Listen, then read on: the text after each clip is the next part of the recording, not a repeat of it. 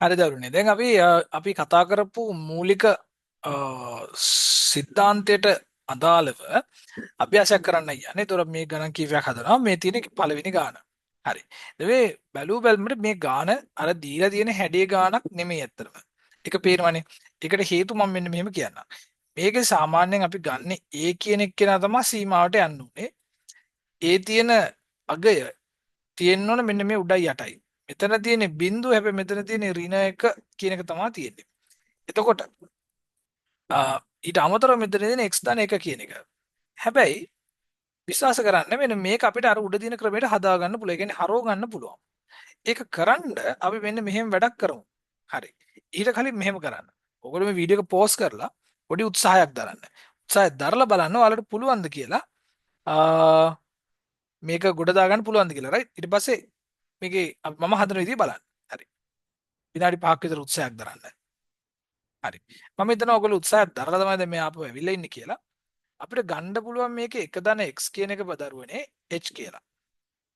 ඊට පස්සේ ඔයාලට පැහැදිලි වෙන්න ඕනේ මේ x කියන එක බිඳුවට සීමා කරොත් එහෙනම් මේකේ h කියන අගය අනිවාර්යෙන් යන්න ඕන පුතේ 1 කියන එකට. මොකද මේ බිඳුව x බිඳුව වුණොත් ඒක ඉතිරි වෙන්නේ 1 විතරයිනේ. ඒ නිසා තමයි h කියන්නේ 1 කියලා අපි ගන්නෙ. දැන් ඊට පස්සේ ඕගොල්ලෝ මේක ආදේශ කරගත්තොත් එහෙම ඔයාලට පැහැදිලි වෙන්න ඕනේ මෙන්න මෙහෙම එකක්. මේක ඇල එච්චල භාගේ බලේ ඍණ 1යි යට තියෙනවා එච්චල 1 යට 3 ඍණ 1යි කියලා. මට මෙන්න මෙතන x කියන එක අයින් කරන්න අමතුනද මෙතන h සම h එකට සීමා වෙනවා කියන එක තමයි අපි දාන්න ඕනේ. හරි දැන් අපි ඕක හරි. මෙතනින් එහාට අපි මොකක්ද ඊළඟට කරන්න යන්නේ? අපිට දැන් මේක බැලු බැලමට අර හැඩේ ගන්න නම් h ඍණ 1 කියන එක තියෙන්න ඕනේ. h ඍණ 1ක් නැති නිසා සහ මට හැකියාව තියෙනවා මේ තියෙන භාගය උඩයි යටයි දෙකම h ඍණ 1කින් බෙදා ගන්න. මෙන්න මෙහෙම. උඩ එකත් බෙදුවා. මම අර කිව්වා වගේ අපි එකින් එකට මෙහෙම දාමු. සීමාවල් නැත්තම් ඒක එච්චර හොඳ නැහැ කියලායි මම අදහස් කරන්නේ. දැන් අපිට ඔන්නෝම ආව ඊට පස්සේ මේක අපිට ලියා ගන්න පුළුවන් භාගයයි 1යි භාගේ ඍණ 1යි කියලා. යටේක අපිට ලියන්න පුළුවන් පුතේ 1ට 3යි 1යි 1ට 3 ඍණ 1යි කියලා. ඉතින් එකේ බලය මොකක් වුණත් ඉතින් එකම තමයි නිසා අපිට මේක භාගයයි 1ට 3යි කියලා ලියන්න පුළුවන්. ඒතකොට මේකේ අන්තිම උත්තරය අපිට එනවා 3 බෙදීම 2ක් කියලා. හරි. මම හිතනවා ඕගොල්ලෝ යම්කිසි කාලයක් අරගෙන මේ ගාන හදන්න නැති කියලා. ඊට පස්සේ අපි බලමු ඊළඟ ගාන උත්සාහ කරන්න. ඊළඟ ගාන අපි මෙන්න මේක ගමු.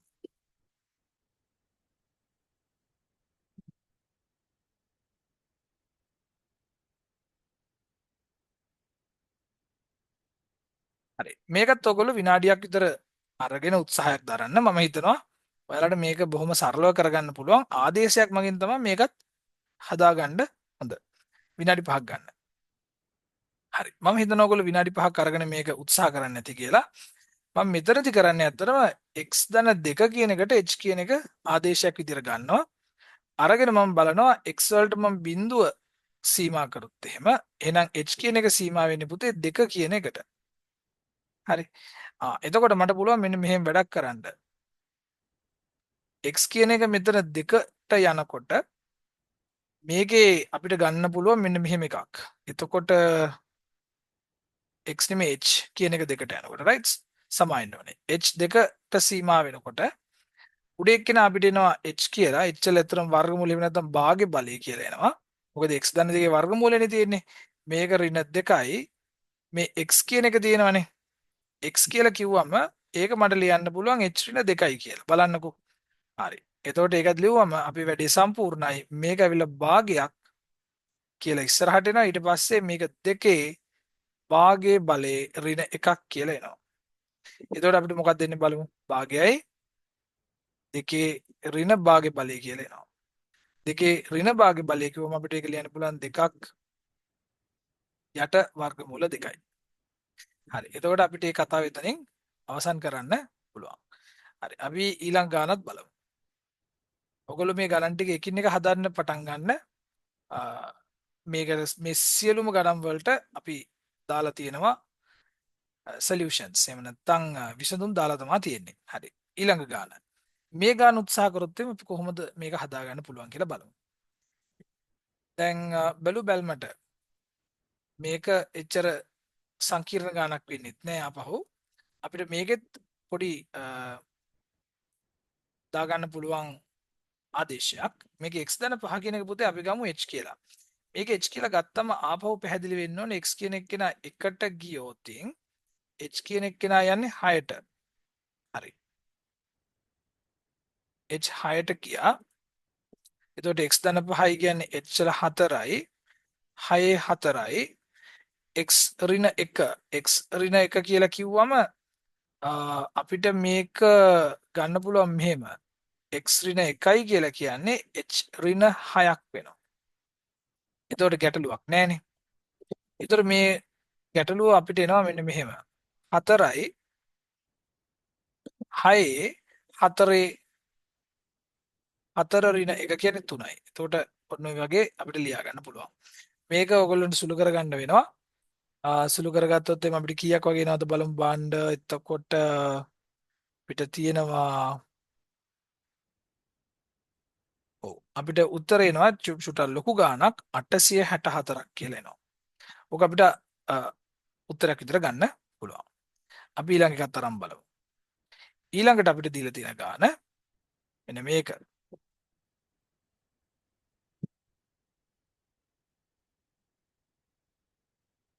මේ ගානේ මොකද්ද තියෙන විශේෂත්වය? මේ ගානේ අපිට පේනවා. අපිට පුළුවන් උඩයි යටයි දෙකම මම කියන්නේ උඩ කොටස තියෙනවානේ. මේ උඩ කොටස මම මෙන්න මෙහෙම වැඩක් කරනවා. ඊට කලින් මේක ඔයගොල්ලෝ හදන් ඉන්න ඕන පෝස් කරලා හදන්න. පෝස් කරලා හදලා ඊට පස්සේ බලන්න මම ආයේ මේක නැවත මතක් කිරීමක් කරන්නේ නැහැ. මම හිතනවා දරුවෝ ඒ ප්‍රොටෝකෝල් එකේ විදිහටම කරයි කියලා. මට පුළුවන් මෙන්න මෙහෙම කරන්න. මට පුළුවන් මේකේ 81 ගන්න එළියට. ඒ කියන්නේ මේ ලවේ 81 එළියට ගන්න පුළුවන්. ගත්තම අපිට තියෙන එක්සල ඝනය ඍණ 125 බෙදීම 81ක් කියලා. මේක බෙදෙන්න ඕනේ. මම මේකේ 3 ගන්නවා එළියට සාධකයක් විදිහට. ගත්තම මේක මට එනවා 5 බෙදීම 3යි. බලන්න අපිට අර අවශ්‍ය හැඩේ හැදීගෙන එනවා. උඩ එක්කෙනාව හදා ගන්න ඕනේ. උඩ එක්කෙනාව හදා ගන්න ලේසි. අපි මෙහෙම බලමු. අපිට පුළුවන් x වලට ඔකේ දීලා තියෙන x ගණය තියෙනවා ගැටලුවක් නැහැ. එහෙනම් මෙයත් ගණයක් විදිහට ලියාගත්තොත් එimhe අපිට 100%ක් පැහැදිලි වෙන්න ඕනේ මේක 5 බෙදීම 3 තුන්වෙනි බලය කියලා ඇත්තටම එන්න ඕනේ. මම ඊතර චූටි එඩිට් එකක් කරනවා මේ ගාන පුංචි වැරදීමක් වෙලා තියෙනවා. අතපසු වීම වෙන්න පුළුවන්. ඒකට මම මෙන්න මෙතන හරි පුංචි අතපසු වීමක්. අපි මෙතනට දාමු 27යි කියලා දරුවනේ. 27යි. 27යි කියලා වුණා මට මෙතන 27 තමයි එළියට ගන්න වෙන්නේ. හරි. එතකොට මේක කියලා ඝනයක් කියලා එනවා. යට අපිට එනවා 3 x ඍණ 5 බෙදීම 3ක් කියලා. දැන් බලන්න. මේකෙදී මේ 27 3ෙන් බෙදලා මේක 9යි කියන එක අපිට එළියට ගන්න පුළුවන්. අපි ඉගෙන ගත්තා නෙවුවා. දැන් ඊට පස්සේ තියෙන්නේ x කියන එක 5 බෙදීම 3ට යනකොට උඩ අපිට තියෙනවා x ඝනය ඍණ 5 බෙදීම 3 ඝනය බෙදීම x ඍණ 5 බෙදීම 3. ඒතකොට ගැටලුවක් නැහැ. අපිට මේක එනවා 9යි ඊට පස්සේ මේ 3යි 5 බෙදීම 3 වර්ගය කියලා. 5 බෙදීම 3 වර්ගය කියලා එනවා. ඊට පස්සේ අපිට මේක සුළු කරගන්නයි තියෙන්නේ. මේක පැහැදිලි වෙන්න ඕන මේ 9 කැපිලා යනවා. ඊට පස්සේ මෙතන අපිට තියෙනවා 3 3 වරක් 25 කියන්නේ 75ක් කියන උත්තරේ හම්බ වෙනවා. හරි. ඒ වගේ අපිට මේක විසඳ ගන්න පුළුවන්.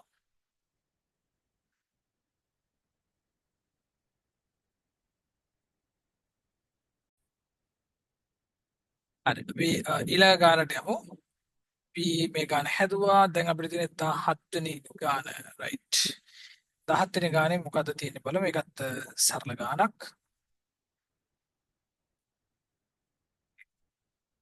අපි මෙච්චර වෙලා දැකපු නැති විදිහේ පොඩ්ඩක් වෙනස් ගානක් මේක. නමුත් මේකත් එච්චරම අමාරු නැහැ. හරි. අපි බලමු මොකද්ද මේක කරන්න තියෙන්නේ කියලා. පුතේ අපිට හිතා ගන්න පුළුවන් මෙතන අපිට දීලා දෙන a5x කියන එක. බලන්න a5x කියන එක අපිට සාමාන්‍යයෙන් ලියන්න පුළුවන් a වල x බලේ ඒක වරහන් ඇතුළේ දාලා පහේ බලේ එළියෙන් දාන්නත් පුළුවන්. මේක අපි සාමාන්‍ය දන්න දර්ශක නීතියක් දර්ශක නීති වලට ඒක අනුකූලයි. මම ඊට පස්සේ මෙන්න මෙහෙම වැඩක් කියනවා. මම කියනවා අපි A වල x වෙනි බලය සමානයි h කියලා ආදේශයක් ගමු කියලා කියනවා. මේක අරගෙන පුතේ බලන්න x වල අගය බිඳුවට ළඟා වෙනකොට මේකට ළඟා වෙනකොට h වල අගය මොකද වෙන්නේ? h වල අගයත් අර වගේම එක කියන අගයට තමයි ලං වෙන්නේ. හරි. ඒක h වල අගය එකට ලං වෙනවා. මට මෙන්න මෙතනදී පුංචි දෙයක් කියන්න ඕනේ. අපි මෙතනදී a කියන එක ධන සංඛ්‍යාවක් විදිහට තමයි සලකන්නේ. හරි. a කියන එක ධන සංඛ්‍යාවක් විදිහට තමයි අපි සලකන්නේ. අපි ඔන්නෝම ගත්තා. දැන් ඊට පස්සේ අපිට මේකට සාමාන්‍ය විදියට සාමාන්‍ය පරිදි අපිට ආදේශයන් ටික ලියා ගන්න පුළුවන් h වල සීමාව 1යි. එතකොට මෙතන අපිට ලියන්න පුළුවන් මෙතන h වල පහේ බලය ඍණ 1යි. ඊට පස්සේ යට තියෙනවා h ඍණ 1 කියලා. දැන් බලන්න පුතේ හරිම සරල වැඩක් වෙලා තියෙන්නේ. දැන් අපිට කරන්න තියෙන්නේ මෙච්චරයි. අපිට කරන්න තියෙන්නේ මේ h වල පහ ඍණ 1 කියන එක h ඍණ 1න් බෙදිලමනේ තියෙන්නේ. ආයෙ මුකුත් කර හිතන්න දෙයක්වත් නැහැ. හිතන්න දෙයක්වත් නැහැ. මේක කෙලින්ම අපිට ලියන්න කෙලින්ම මේක ලියලා දාන්න පුළුවන් පහ දාලා ඊට පස්සේ මේක 1 බල 4 කියලා ලිව්වනම් හරිතර මේ කෙලින්ම උත්තරේ 5යි කියන එක තමයි අපිට හම්බෙන්නේ. ඊට සරල ගානක්. හරි. ඊළඟටත් යන්න. ඊළඟ ගානේ අපිට දෙනවා චුට්ටක් තවත් වෙනස් ගානක්. මේ ගාන මොකද්ද කියලා බලමුකෝ. මේ ගාන මෙන්න මෙහෙම වෙලා තියෙනවා. මේක අපිට දෙලා දෙන ලඝු ගණක. ලඝු ගණක බලන්න මේකත් නිකන් අපි හිතුවොත් එහම රයිට් මට මේකට දාන්න පුළුවන් නේද කියලා වගේ එකක් හිතුවොත් අපි මම මෙතන සීමාව දාන්න ඕනේ. සීමාව අපි මෙහෙම ලියාගමු. මේකේ සීමාව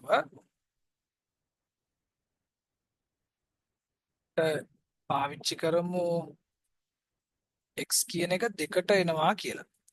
බලන්න මෙන්න මේකේ කෙනෙක්ට හිතන්න පුළුවන් ආරයිට් මේක ගැටලුවක් නෑනේ මේකට x වල අගය ආසන්න වශයෙන් අගයක් දැම්මම උත්තර එනවා කියලා එහෙම ඉන්නේ නෑ. ඒකට හේතුව මේකයි. මම නිකමට හරි log වලට දැම්මොත් එම 2 කියන එක පුතේ මේක බිඳුව වෙනවා. හරිද? ඒ කියන්නේ මෙන්න මෙයාට දැම්මත් ඒත් බිඳුව වෙනවා. මේ බලන්නකෝ log 2 5 කියන්නේ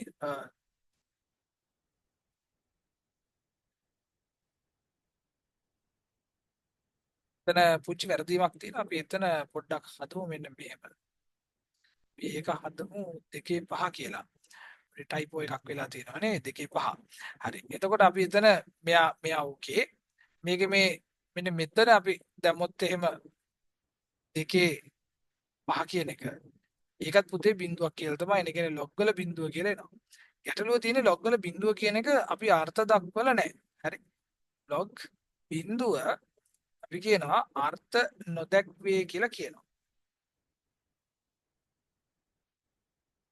එහෙම නැත්නම් අර්ථ දක්වන්න බෑ. ඒක තමයි ඇත්ත කතාව. අපි කියලිමු නිකන් බෑ කියලාම කියමුකෝ. එහෙම අර්ථ දක්වන්න බැරි වෙයි. ඉතින් අර්ථ දක්වන්න උත්සාහ කරන්නත් එපා. අපි ඒකට හේතුව චුට්ටක් මෙන්න මෙහෙම ගත්තොත් එහෙම ඔය ලඝු ගණකවල තියෙන ශ්‍රිතය එයාගේ ප්‍රස්ථාරය ඇඳොත් මෙහෙම ප්‍රස්ථාරයක් කියන්නේ ප්‍රස්ථාරය අඳින හින්දා මේක ගන්නවා නෙමෙයි. නමුත් ඔයාලට මේක පැහැදිලි වෙන්න නිසා මම ප්‍රස්ථාරය ඇඳේ. හරි. මෙයාගේ ප්‍රස්ථාරය යන්නේ මෙන්න මෙහෙම. ඒතර මේ යන ප්‍රස්ථාරය දිහා බැලුවොත් ඔයාලට පේනවා මේ x අක්ෂය මේ y අක්ෂය මෙයාට ස්පර්ශෝන්මුඛ අක්ෂයක් තමයි වෙන්නේ. ඒ කියන්නේ මෙයා කවදාවත් බිඳුව වෙන්නේ නැහැ. හරි. ඒ කියන්නේ log වලට අපිට x වලට බිඳුව කියන අගය දාන්න බෑ.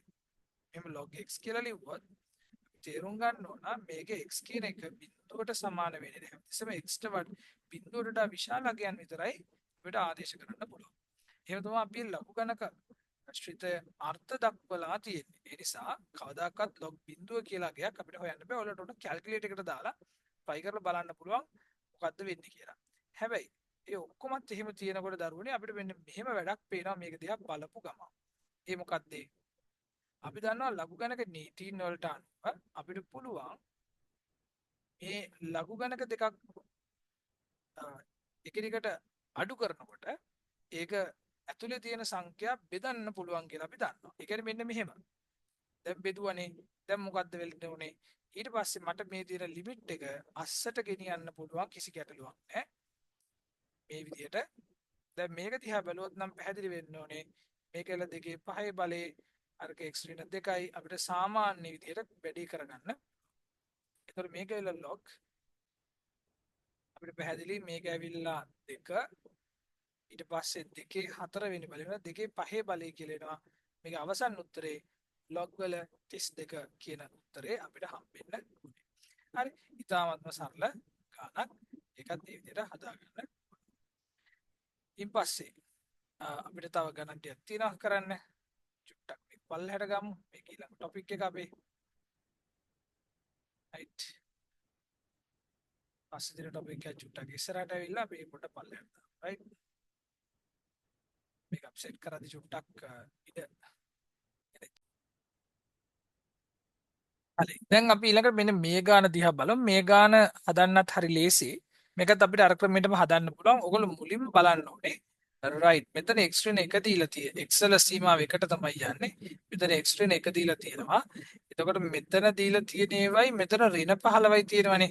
බලන්න ඔයගොල්ලෝ කල්පනා කරොත් එහෙම මේ 4යි 3යි 8යි එකතු කරොත් 15ක් එන්න ඕනේ.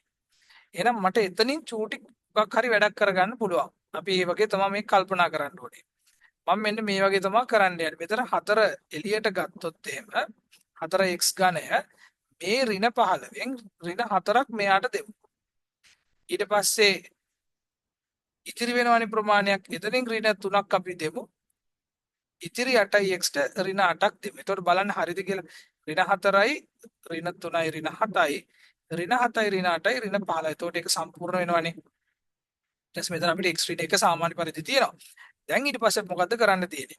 ඊට පස්සේ පේනවා අපිට මේක ගන්න පුළුවන් සාධක. දැන් මේක ඇවිල්ලා x ඝනය ඍණ 1යි. ඊට පස්සේ මේක 3 ගත්තොත් මේක x වර්ග ඍණ 1යි. ඊට පස්සේ අපිට තියෙනවා 8යි x ඍණ 1යි. මේ ආදී වශයෙන් දීලා තියෙන ඔක්කොම ටික මේක ලියුවා. ලියලා ඊට පස්සේ අපිට මෙන්න මෙහෙම වැඩක් කරන්න පුළුවන්. මේක එකින් එක අපිට වෙන් කරගන්න පුළුවන්. right? එකින් එක අපිට වෙන් කරන්න පුළුවන්. වෙන් කරනවා කියලා කියන්නේ මේක 4ක් x ඝනය ඍණ දැන් 1 කියන එකට මට ඝනය කියලා දාන්න පුළුවන් එක ගැටලුවක් නැහැ. ඊට පස්සේ ධන 3යි එතනත් අපිට ධන 3 එළියෙන් අස්සෙම ලියන්න පුළුවන්. 1යි ඊට පස්සේ මෙතන 3ක් x වර්ග ඍණ 1 වර්ග x ඍණ 1යි ඒකත් හරි. ඊන් පස්සේ අපිට තියෙනවා මෙතන ලිමිට් එක x කියන එක එකට යනකොට මෙතන 8යි උඩ x ඍණ 1 තියෙනවා යටත් x ඍණ 1 තියෙනවා. මේ දෙන කැපිලා යනවා. දැන් මොකද වෙන්නේ? දැන් පැහැදිලි වෙන්න ඕනේ මේක අපිට ලියන්න පුළුවන් 4 වැඩි කිරීම 3යි ඊට පස්සේ මේක ඇවිල්ලා 3 වැඩි කිරීම 2යි. මොකද මේක මම ආයේ එකේව දාන්න යන්නේ නැත්නම් එකේ බලේ කෝකත් එකයිනේ. ඒ නිසා මේක ලියන්න යන්නේ නැහැ. මෙතන කෙලින්ම උත්තරේ 8යි කියලා එනවා. මෙතන 12යි ඊට පස්සේ 6යි ධන 8යි කියලා එනවා. එතකොට අපිට එනවා 12යි 6යි 18යි 18යි 8යි 26ක් කියලා අපිට උත්තරේ හම්බෙනවා. එතකොට අපිට ඒ වගේ මේ ගානත් විසඳ ගන්න පුළුවන්. අපි තව එක ගානක් විසඳලා බලමු කොහොමද සරලව කරගන්නේ කියලා.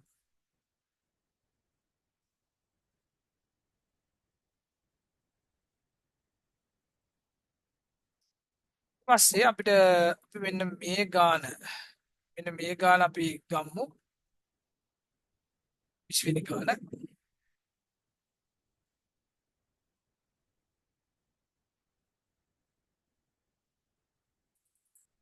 n කියන එක තියෙන්න ඕනේ. ඒකෙදි මම ඔයාලට පුංචි හින්ට් එකක් දෙනවා. මොකද මේ ගාන ඕගොල්ලෝ අනිත් හැම ගානක් වගේ මේක මුලින් තනියම හදලා තමයි ඔයාලා මේ උත්තර බලන්න ඕනේ. අපි හිතමුකෝ අපිට දීලා තියෙනවා 1 2 3 ඔය ආදී වශයෙන් n වෙනකන් එකතු කරලා කියලා. මේක එකතු අපිට ලියන්න පුළුවන් n n 1 බෙදීම 2 කියලා අපිට ගන්න පුළුවන්. හරි. ඒක පාවිච්චි කරන්න. පාවිච්චි කරලා ගාන හදලා ඊට පස්සේ මේ වීඩියෝ එක ඉතුරු ටික ප්ලේ කරන්න. දැන් මේක අපිට දීලා තියෙන ප්‍රමාණයෙන් බලන්න අපිට මෙහෙම වැඩක් කරන්න පුළුවන්. කල්පනා කරොත් එහෙම. මෙතන 1යිනේ දීලා තියෙන්නේ අපිට. මෙතනත් 1යිනේ. හරි x ඍණ 1යිනේ. මෙතන අපිට දීලා තියෙනවා n කියලා. එතකොට මේ n කියන එක අපිට කියන්න පුළුවන් n කියන එක 1 ධන 1 ධන 1 ඔය ආදී වශයෙන් අපි n ප්‍රමාණයක් එකතු කරොත් ඒක n කියලා එනවා. උදාහරණයකට අපි 5 කිව්වොත් එහෙම 5 කියලා කියන්නේ එකේ ඒවා 5ක් එකතු කරපුවාම මේකනේ 5යි කියලා කියන්නේ. ඒ වගේ මෙතන n කියලා කිව්වා මෙතන එකේව තියෙනවා n ප්‍රමාණයක්. එකේවම තියෙනවා n ප්‍රමාණයක්. ඒතකොට මෙතන අපිට තියෙනවා n ප්‍රමාණයක් x n ප්‍රමාණයක් x තියෙනවා. එහෙනම් අර තියෙන මේ තියෙන n ටික මම මේ වගේ මුලින්ම දිග අර ගන්නවා. දිග අරගත්තම මේක ඍණ තියෙන නිසා ඔක්කොම ඍණයි. එහෙනම් අපිට පුළුවන් මේකේ xn ගාවට ඒකෙන් එකක් දාගන්න. ඉන් පස්සේ xn ඍණ එක ගාවට තව එකක් ඔය ආදී වශයෙන් මේ හැම එකටම අපිට එක ගානේ ලියා ගන්න පුළුවන්. x වර්ගයටත් එකයි. ඊට පස්සේ x ඍණ එකටත් එකයි. ඔය ආදී වශයෙන්. ඊට පස්සේ මේ යට අපිට දීලා තියෙනවා x ඍණ එක කියන එක. දැන් ඊට පස්සේ මොකද්ද කරන්න ඕනේ? අපිට පුළුවන් ඉතාමත්ම සරලව මේකෙන් අපිට ගන්න පුළුවන් n. ඊට පස්සේ n එකේනේ අපිට ගන්න ඕනේ එකේ n ඍණ එකකින්. ඒතර අපිට වැඩක් නැහැ නේ ඒක. කොහොම ගියත් ඒකේ උත්තරේ එකයිනේ. ඊට පස්සේ ලියන්න එපා. වැඩක් නැහැ. ඊට පස්සේ අපිට මොකද්ද තියෙන්නේ? n ඍණ එකයිනේ. ඉන් පස්සේ මොකද්ද තියෙන්නේ? n ඍණ දෙකනේ ලියන්න. ඔය ආදී වශයෙන් ලියන් යද්දි පුතේ අපිට අන්තිමට එනවා මේක 3 2 1 කියන එක. ඒතර මම කිව්වා 1 2 3 n වෙනකන් එකතු කරොත් අපිට මේක ලියන්න පුළුවන් n ධන 1 බෙදීම 2යි කියලා. මේක තමයි මේ සීමාවේ අගය. හරි. අපි ඊට පස්සේ මේකෙන් පස්සේ අපි මොකද කරන්නේ? අපි කතා කරන්න යනවා අනන්තයේදී සීමා ගැන. ඊළඟ වීඩියෝ එකේ තියරි කොටසෙන් අපි හම්බෙමු.